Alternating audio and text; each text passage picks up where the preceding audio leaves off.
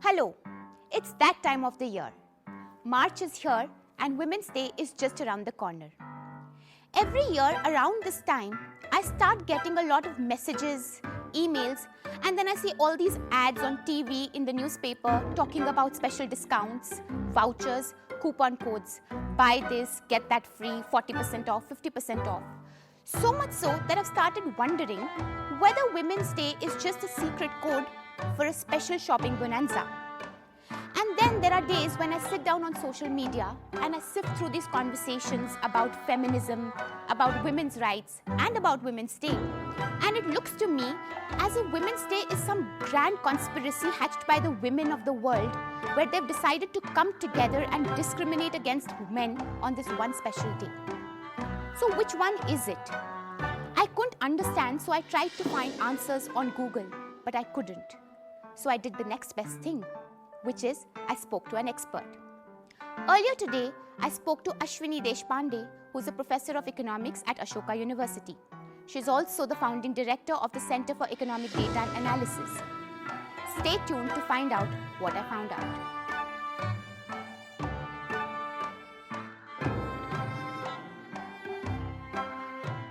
Hello, Professor. How are you? I'm fine, Akshi. And you? I'm good, but I'm a little confused, Professor. Today on my way to work, I was listening to the radio and they were playing some ad about something called the International Women's Day. And I got really confused. Do you know what this is about? Because I always thought that it was Men's Day every day. But are we celebrating Men's Day on just one day now? I think you misheard, Akshi. I think it's International Women's Day, not Men's Day. It's International Women's Day. If you see the advertising campaign, you would think it's a shopping day, but actually it isn't. There's a very big history attached to this concept, which is very significant, and especially for women of your generation and younger, they need to know why 8th of March is called the International Women's Day. And in fact, it's a holiday in many countries, That is the significance of International Women's Day. So do you want to hear about it? Of course, please tell me.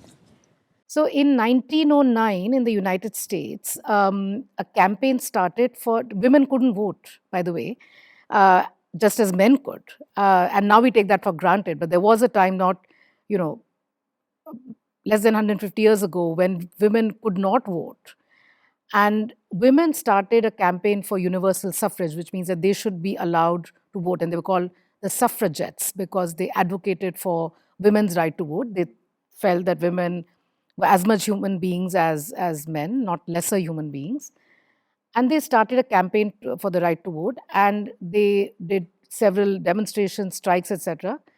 Those were not necessarily in March, but they started in 1909, which was then also in Europe. There were lots of agitations and protest demonstrations asking for the right to vote. But it was really in Russia on the eve of the Russian Revolution on 8th of March in 1917. Women in Petrograd, they went on strike to protest against the First World War and to protest for equality and for food. So it started to be known as the Food and Peace March. And that really then became, March 8th then became the International Women's Day. And the United Nations subsequently, much later in 1975, recognized it as such. And that's now become the universal day where women's rights and the struggle of women to achieve the rights that they have today is recognized, and that should be honored. So that's the original intent behind the International Women's Day. Suddenly a lot of things make sense, Professor, because for the past few days, I use social media a lot, that. So on Twitter, LinkedIn, all my friends and colleagues have been sharing posts about some of the amazing women in their lives. They don't do this all the year through, but suddenly everybody's sharing these with images where women are looking like superheroes, or should I say super sheroes, or queens or princesses. So we've really come a long time, haven't we? Like once women was going on strikes and suddenly we have these amazing women.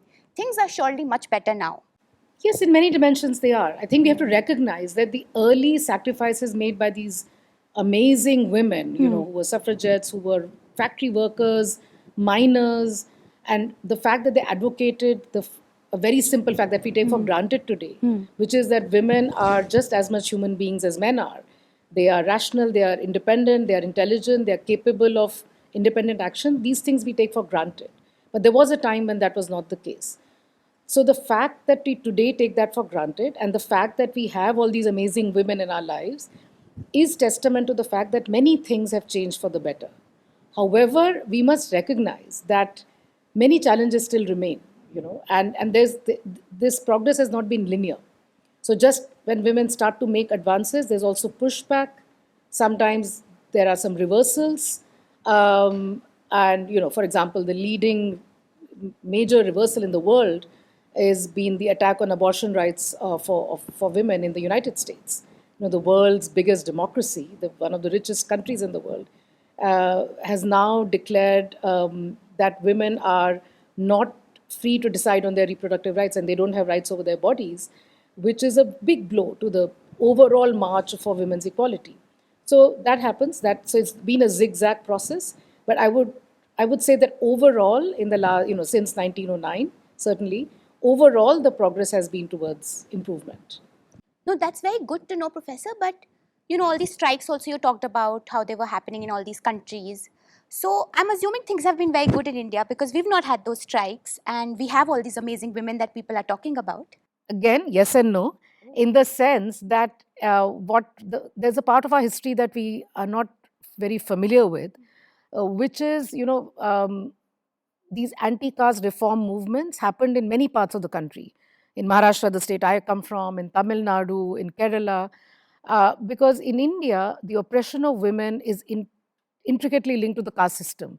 And maybe it's a bit of a heavy topic to go into today, but the point is that many of the anti-caste reformers, and of which there have been very significant number in the, between sort of the 8th to the 12th century, 8th to the 14th century, they advocated very actively the concept of equality of men and women.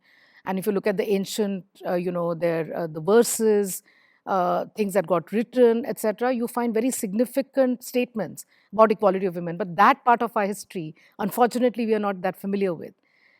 So that's one aspect of our history. But on the whole, when you look at, for example, the legal rights or what happens on the ground, again, I think it's a mixed picture. I wouldn't paint it black or white. I think there are many ways in which we can advance further. And of course, we know the challenges today, and we can talk about that a little bit. But it's also good to recognize that in many ways we have made advances. And by the way, it's not true that women in India have not struck work or have not gone on protest demonstrations. There have been amazing protests and articulation of the rights to equality by women all over the country, and they continue to happen. So women get mobilized, not necessarily always upper middle class or middle class women that dominate the media news waves, unfortunately. But when you look at, at the grassroots, you see women in villages, tribal women, Dalit women, just a whole cross-section, industrial workers, plantation workers, farmers. So women have mobilized and protested whenever they have felt injustice. Again, it's not linear. It's a mixed picture. Should there have been more? Should there have been less? These are discussions. But I think on this day, we should recognize that Indian women are very brave. They are spunky, and they are not, just submissive, just blindly submitting to unjust and unfair practices. I think they have protested, and they continue to protest, which is good. So, but there's one thing, Akshi, that I want to add, which is on this question of women's labor force participation, which is women involved in paid work or economically remunerative work. And as you know, there's been a lot of discussion in the media about Indian women's labor force participation is low and it has been dropping, both of which facts are true because what happens in India is that women are working in the livelihood generating activities of their families. So for example, if it's a farming family, the woman is also helping in the farming work. Supposing it's a family that earns their livelihood by making mats or baskets and they sell those. So the woman in the household, she's also helping in making those mats. And the sale of those mats is generating income. Supposing it's a household that makes, good and pickles, etc., and sells those. So the woman in the household is also helping in making all that. So in that sense, she's a worker, but she's not earning a living from that work because she's basically working on stuff that the family does to earn an income. And because she also has to do all the housework, cooking, cleaning, taking care of the children, taking care of the elderly, there is no scope for that woman to go outside and also get engaged in paid work in a way, for example, that you and I do. We leave our homes and we are employed in a job. So these women are not paid workers in any income, earning an income. And they're often not counted as a part of the labor force because when the data enumerator comes to the household and says who's working in this family, because her work is taken for granted, it's assumed that if she's the woman in the household, she has to contribute to these activities. She's not listed as a worker. She herself doesn't see her own labor as contributing to the income that the family is generating. She discounts it. Her family discounts it. And so everybody, society, the family, and often the woman internalizes itself. So this particular woman is not getting counted as a worker. So this explains actually the low numbers of women in the labor force that we keep seeing in the data, because these women are not getting counted as workers. If you make an adjustment for that, and there are ways of doing that, the level of labor force participation actually goes up. But it doesn't solve the issue that not enough women are in paid work. Right? So you can count such a woman as a worker, but that doesn't mean that she's going to get paid or, get all the other benefits of being a worker. For example, if she were to walk into a bank and ask for a loan, they'll say, well, what is the proof that you're going to be able to repay the loan? And so, what are your papers? What is your, salary certificate or income, proof? And she's not going to be able to give any of that. Professor, you just said that the number of women in paid work are low. Yes. How low? Like, can you tell me some data? So, it depends on which data source you use because different data sets generate different numbers. But for example, you can go with 28%, let's say. 28%? 8%. Did you say 28%? Yes. Less than 1/3. But is that correct? Because, Professor, that would mean 72% of women are not in paid workforce. But how is that possible? Because all the women I know, all my friends, you, we are all earning, right? And 100% of the women I know are earning money. So what do the other 72% of the women do? Because they don't go to an office. So does that mean that they're sitting at home? Are they getting bored or are they enjoying that time? Because, sometimes I've wondered, and I'm sorry to share this here, but, it's going to office is hard work. And I really struggle to wake up in the morning, and the day I get late, I get scolded at office. So on those days, I wonder whether I should not be working. So do you think I should move from being in the 28 to the 72? No, that's the simple answer. But let's go back to the 28-72 question. So we are in the 28%, by the way, you and I, because we are in the paid workforce.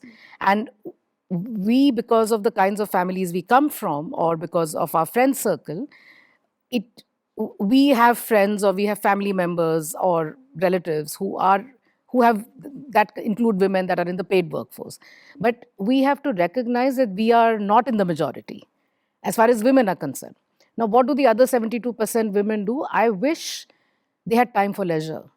I wish they could enjoy themselves and, just relax in an afternoon and watch a movie or something like that. Unfortunately, they can't. First of all, because of what I told you earlier, which is that a large number of the 72% are actually working within quotes, as in they are doing the same work that the men in their families are doing, but they don't get counted as workers. So for example, think of a kirana shop, like a selling stuff that you see on the streets or in villages or, on the street sides. Now, these are often family owned. A lot of the times it'll be the man in the family who will go and sit there. But a lot of the work related to the shop, including sometimes just going and sitting at the shop, is done by women. All the activities that I told you, fisheries, livestock, orchards, kitchen gardens, growing vegetables for sale, farming, all these product making, pottery, baskets, all of this, food products that are made and sold, in all of these activities, women do the bulk of the work. So the incomes that get generated is done on the backs of free labor by women. So they are providing completely unpaid, unrecognized, unvalued free labor to these activities. And then on top of that, they are the ones who take care of the children. They are the ones who wash the dishes. They are the ones who collect the fuel or whatever it is needed to cook the food, because not everybody has, again, you and I have homes in which we have LPG gas or piped gas, and we think it's just a matter of turning a knob and the gas comes. No. Most of the women in India have to forage and get together the material that they're going to use to start cooking the food that the family is going to eat. They have to collect the firewood, they have to cook, they have to clean, they have to wash the dishes, they have to wash the clothes, they have to sweep the house, they have to maintain the house. Often they have to collect even water for drinking. And in India, in South Asia actually, all of these activities get done not just every day, but several times a day. So clearly being in the 28% puts us in a lucky bracket. Yes. So I should not move. You should not. But now I'm actually more confused on something else, Professor, and that is, what, I always around March, I start getting these, ads about how women can get one, they can buy one, get one free, 40% discount on something.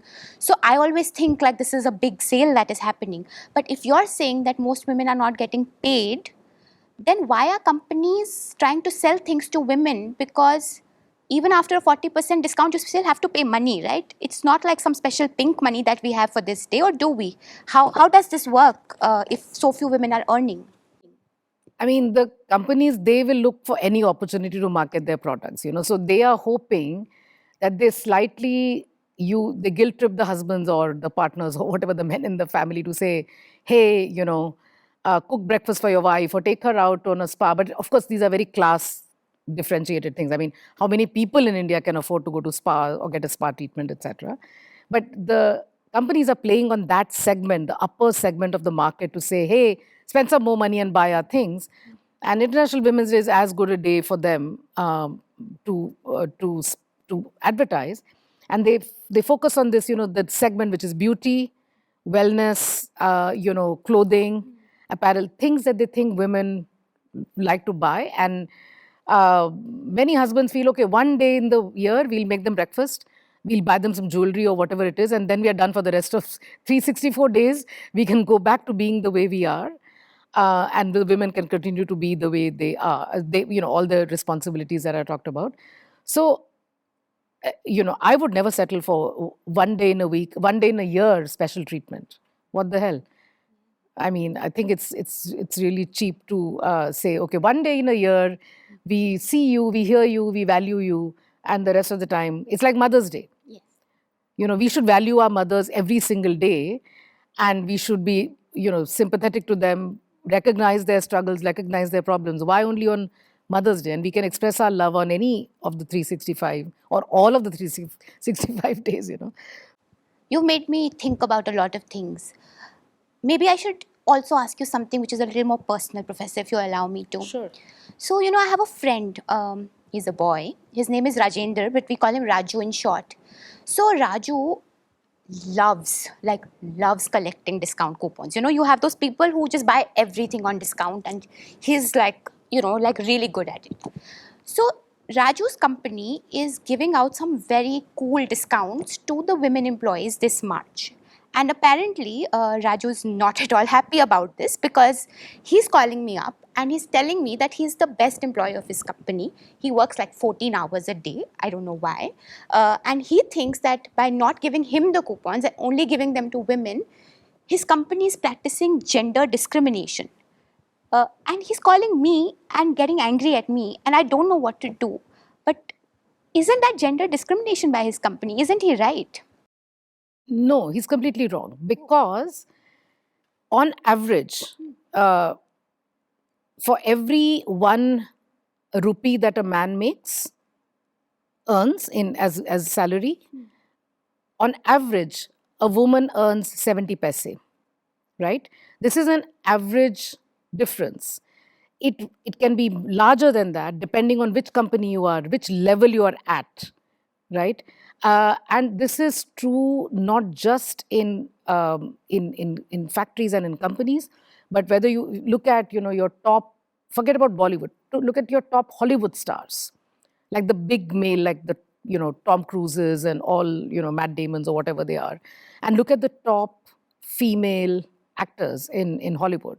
And female actors in Hollywood have had to, have been articulating this question of equal pay for sort of equal work. Um, and in the Hindi film industry also now you have a greater articulation of this. So whether it is a film industry, whether it is sports, and whether it is just office work, women everywhere earn less than men. And if you aggregate Raju's salary along with the salary of his colleagues, and if you aggregate the salaries of his female co-workers, there would be a gap. And I'll tell you why that gap arises. So think of Raju's colleague who I'm hoping that his company has maternity leave. Let's assume that it has, right? So if his colleague who took maternity leave, and so she took time off to deliver the child, which was obviously a joint child of her and her partner.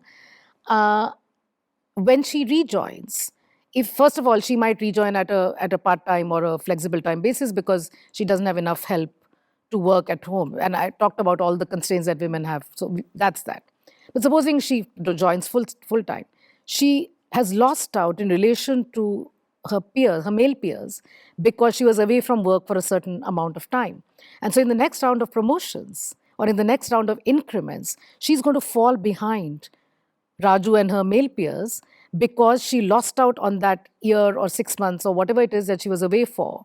And this is called the motherhood penalty. And there's a lot of research on this, which is when you look at the timing of the first child, and there are data sets. In India, we don't have that kind of data, but in Europe, you do.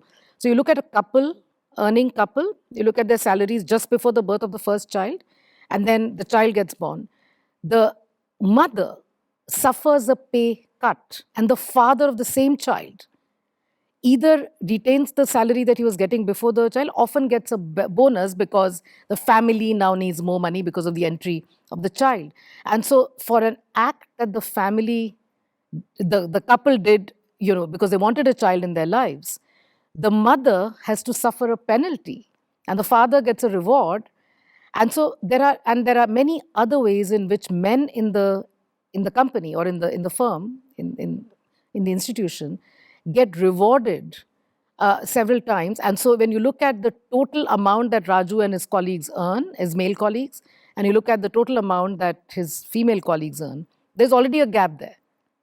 In addition, supposing Raju's company doesn't give maternity leave, then all the women in his company, they have to make a very tough choice. Do I even want to have a child? I want to, but is it, how am I going to manage? And supposing they take the decision that, no, we do want to have children, then she pays a price for it, which Raju will never have to pay. I don't know if Raju's company has toilets that his female colleagues can use. Is there a little space where they can relax? Are there jibes that Raju's female colleagues have to hear at the workplace which border on sexual innuendo or sexual harassment even? Are his female colleagues treated sort of like secretaries? So whenever there's a social occasion in the company, which somebody's promotion is being celebrated or somebody's birthday is being celebrated, does Raju arrange for all the social events, or do his female colleagues arrange for all the social events? Supposing furniture has to be brought for the company or some curtains have to be chosen, does Raju go and choose it, or do his female colleagues go and choose it? So I think these are all ways which happen these are all things that happen on an everyday basis. And I would say if his female colleagues are getting a bonus one day, that's too little.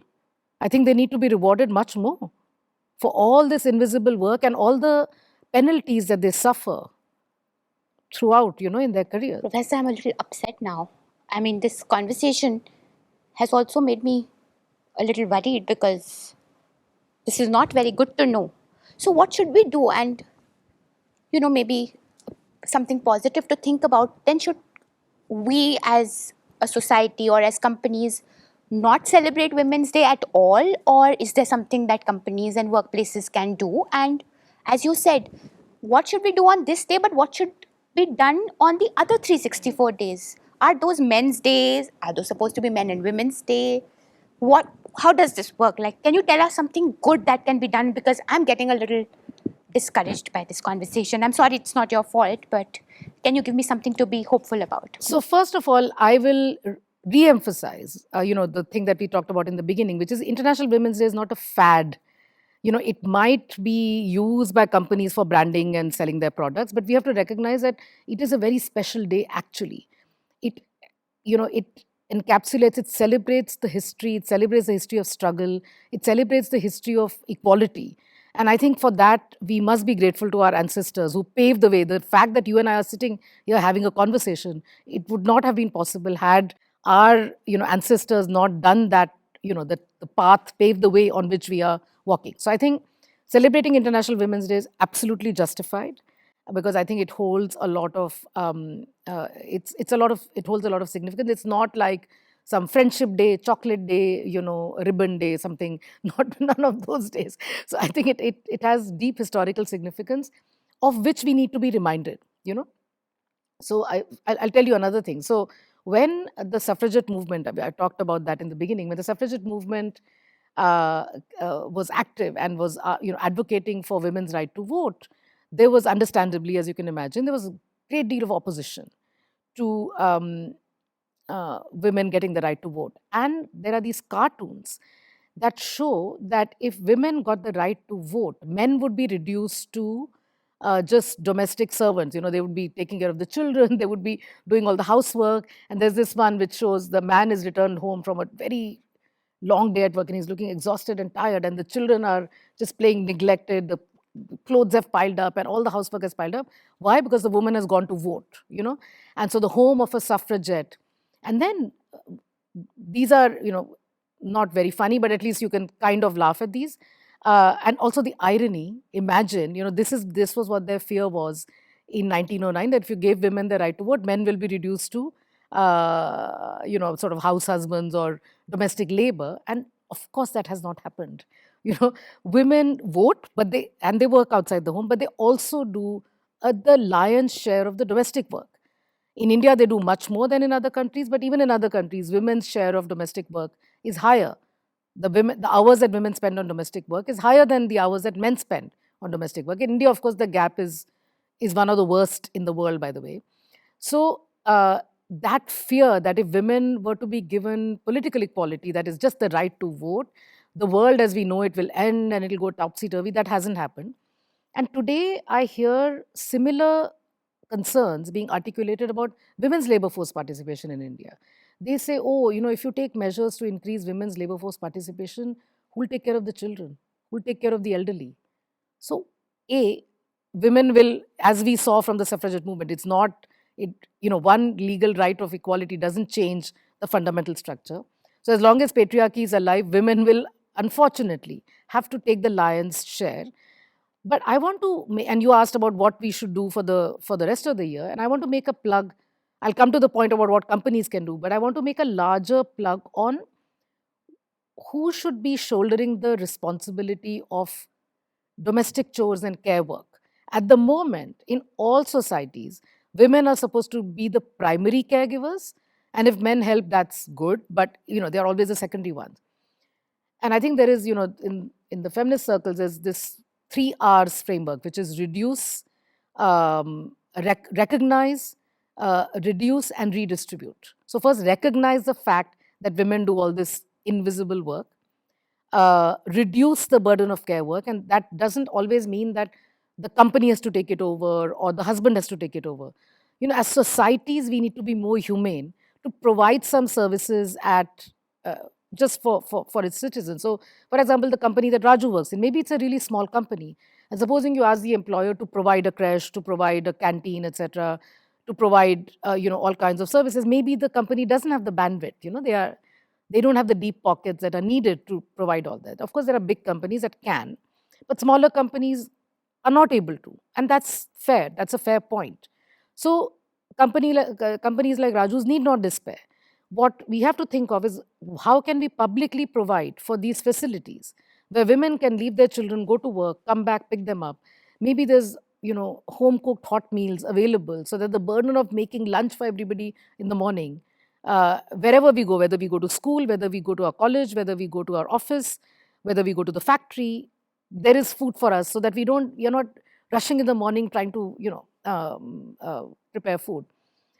And all of these things, I don't want to, you can think of solutions at each of these levels. So how do you recognize, reduce and redistribute the burden of care work so that it's not only a woman's responsibility? So this fear that, if women went into the labor force, who's going to take care of the house? Who's going to take care of the children? Who's going to take care of the elderly? Well, society has to do it. And the husband and the wife, or whatever the family arrangement is, I mean the partner, of whatever family type they have, there are other people living in the family, and they all have to recognize that it's collectively our responsibility. And what should companies do? They have to recognize that there are wage gaps. They have to recognize that if transportation is difficult in a city like it is in Delhi, then it's not a gender neutral problem. Women have a much tougher time because they have to go back and then do all the housework over and above that. So when we solve for transportation, when we ease transportation constraints, we are actually solving a big part of the difficulty that women face in going to paid work and not, and things like that. So there are a number of things that can be done at the level of the company, at the level of the employer. There are some things that you may not be able to do at the level of the employer, but then we have to think of it as a city, or as a there are municipal corporations, there's urban governance. But all of these issues, when these policies are being planned, women's special needs and special constraints have to be interwoven into all of these. Not like on Women's Day, you wake up and you say, today let's celebrate women. You must do that, by the way. We should not stop doing that. But I think our whole policy framework needs to be sensitized to include the concerns of women as equal citizens, because women are as intelligent, as productive, as they have aspirations. We want to do things, but society must enable our ability to participate as productive and intelligent human beings that we are. I think today we can recognize that. But often the social barriers are huge, And so please tell Raju that he should be an advocate for the rights of women. He should open his eyes and see what happens on the other 365 days. And maybe his company should change some of their practices. But supposing they're too small and they can't, then we also have to be advocates for changing practices at the social level or at the governmental level. Long answer to your question. Thank you so much, Professor. This is very helpful. I'm going to call Raju after this conversation and tell him all of this. And I'm also going to celebrate Women's Day with some of my best friends whom we can't meet during the weekdays because we're always stuck in meetings. A very, very happy Women's Day to everyone who's watching us. And thank you so much, Professor, for your time. Thank you, Akshi. This was wonderful. Thank you.